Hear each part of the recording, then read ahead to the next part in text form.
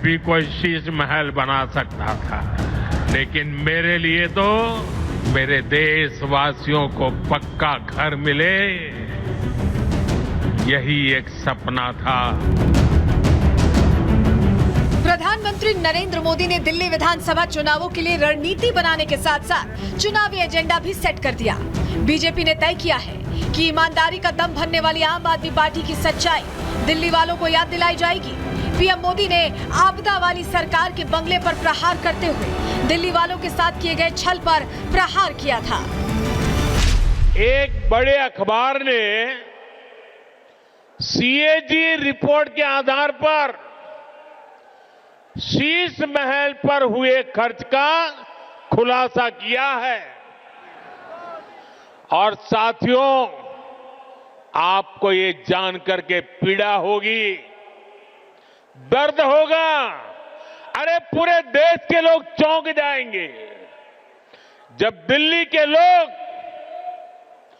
Corona से जूझ रहे थे, जब दिल्ली के लोग ऑक्सीजन और दवाओं के लिए भटक रहे थे, तब इन लोगों का पूरा फोकस अपना शीश महल बनवाने में था। पीएम मोदी के बाद अब दिल्ली के प्रदेश अध्यक्ष भी आप सरकार पर हमलावर हैं और पूर्व सीएम के बंगले पर हुए खर्च पर सवाल कर रहे हैं। मोदी कहती है कि ये तो सिर्फ 33.71 करोड़ रुपए का एक नॉर्मल सा मामला है, लेकिन 24 में और 2023 में जब इन्वेंट्री बनाई जाती है पीडब्ल्यूडी द्वारा और वो इन्वेंट्री पब्लिश की जाती है, तो पीडब्ल्यूडी ये भी स्पष्ट करता है कि ये इन्वेंट्री का जो सामान है ये सरकारी पैसे से नहीं लगा है। तो मैं ये उस इन्वेंट्री के सामान की लागत को जोड़ता हूँ तो ये मामला 75 से 80 करोड़ का बनता है।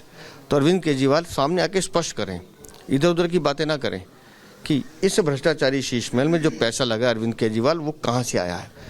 तुम्हारे बाप का है क्या?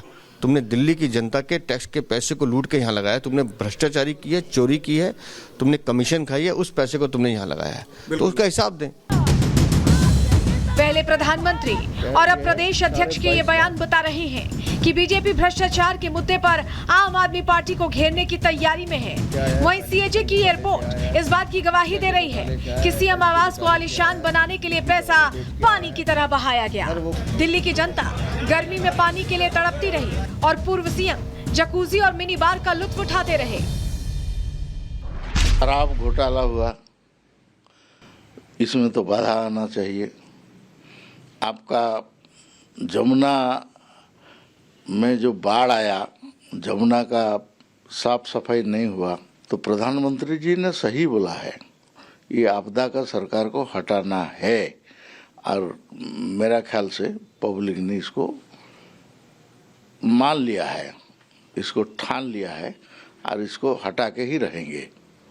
भाजपाई, मैं तो बार बार कहता हूं भाजपाइयों के बारे में, भाजपा जब भ्रष्टाचार के खिलाफ बोलती है तो लगता है ओसामा बिन लादेन अहिंसा पे उपदेश दे रहा है।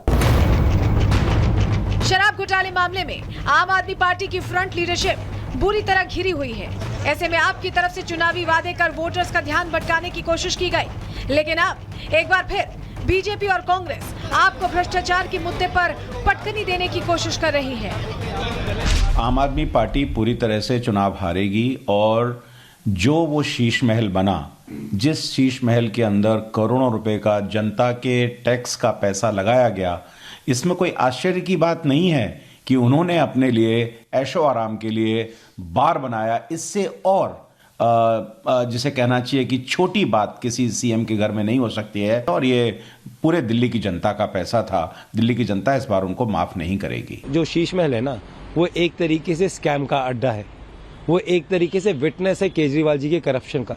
तो जब केजरीवाल जी पे चार्जेस तय होने शुरू होंगे ना, उस समय इस शीश महल में इन्वेस्टिगेशन होगी, उस जगह को सील करके रखना चाहिए और वो एविडेंस है एक बहुत बड़े स्कैम का, ताकि कल जब उनके खिलाफ कार्रवाई हो तो ये ना बोल पाए कि अंदर सीम स्टोन स्विमिंग पूल था ही नहीं साहब। दिल्ली का चुनावी रण त्रिकोणीय है।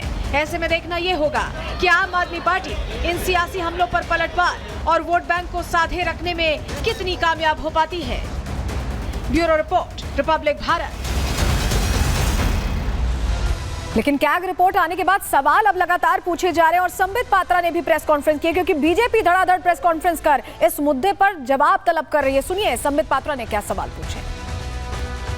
सीएजी की रिपोर्ट कहती है कि 17 मार्च 2020 को दिल्ली की पीडब्ल्यूडी डिपार्टमेंट ने एक प्रपोजल दिया कि इस 6 फ्लैग स्टाफ रोड को केजरीवाल जी के मकान को रीमॉडलिंग करना होगा और ये प्रपोजल दिया 17 मार्च 2020 को पीडब्ल्यूडी डिपार्टमेंट ने और एक दिन के अंदर ही इस प्रपोजल को मान लिया गया। तो एस्टिमेशन होती है, कोई बिल्डिंग बनेगा उसको तोड़ा जाएगा, नई बिल्डिंग बनेगी तो एक एस्टिमेटेड कॉस्ट निकालना पड़ता है कि इतना खर्चा होगा।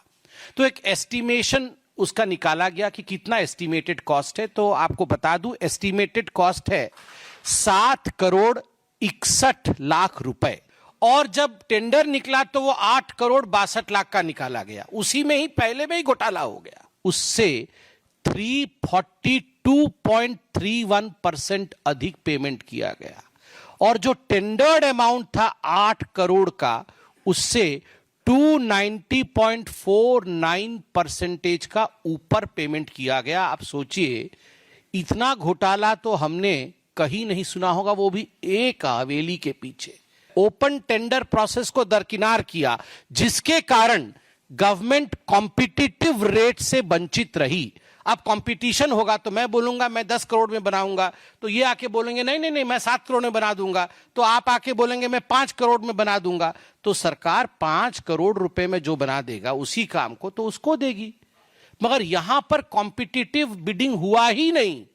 इन्होंने कॉम्पिटिटिव बिडिंग किए बगैर, ओपन टेंडर किए बगैर इन्होंने किसी को टेंडर दे दिया जिसके कारण 25 करोड़ 80 लाख रुपए एक्स्ट्रा पेमेंट करने पड़े। तो जब केजरीवाल मुख्यमंत्री हुआ करते थे तो बंगला तो न्यारा बन गया, लेकिन अब ये और दलों के लिए सियासत का सहारा बन गया है, सवाल पूछने का सहारा बन गया है। आगे इस पर क्या होगा हमारी नजर है क्योंकि अब चुनाव में भ्रष्टाचार का मुद्दा वापस चर्चा में आ गया है। चलिए अगले सेगमेंट की ओर बढ़ते हैं और अब बात करेंगे बिहार की, जहां प्रशांत किशोर बैठे तो धरने पर थे, मनाही के बावजूद बैठे थे और पुलिस थाने जब जाना पड़ा तो हुआ क्या, पूरा घटनाक्रम क्या हुआ और इसमें कैसे प्रशांत किशोर की इमेज बदल रही है उस पर भी बात करने जा रहे हैं।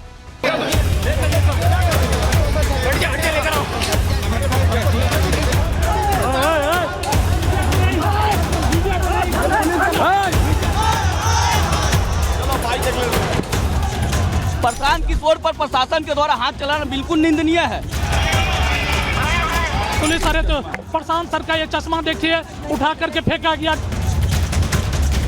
मारी और उसके बाद से मार के हमको धक्का देके बाहर निकाल दिया गया।